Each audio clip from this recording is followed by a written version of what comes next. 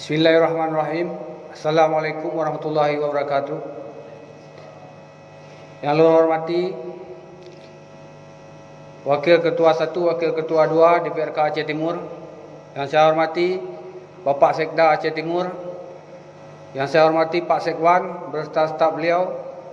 Dan hormati seluruh para undangan, kabit-kabit, kasih yang telah berhadir, juga kadis yang telah berhadir di sidang paripurna ketiganya.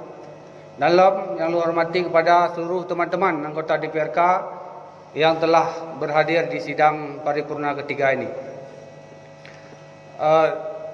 Terima kasih atas jawabannya di tempo hari dulu. Di waktu sidang kedua saya ada ajukan beberapa pertanyaan pada Pak Sekda. Alhamdulillah hari ini sudah terjawab.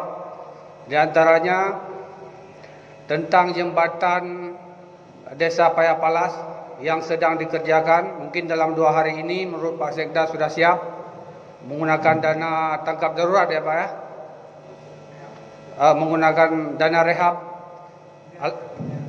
pemeliharaan rehab. Mungkin dalam 2 hari ini sudah selesai, alhamdulillah.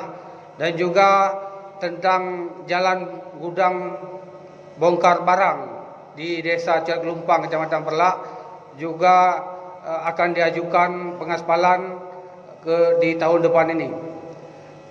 Dan juga ada pertanyaan saya yang kemarin tentang gaji kecil, juga sudah dijelaskan dengan detail menurut undang-undang yang berlaku.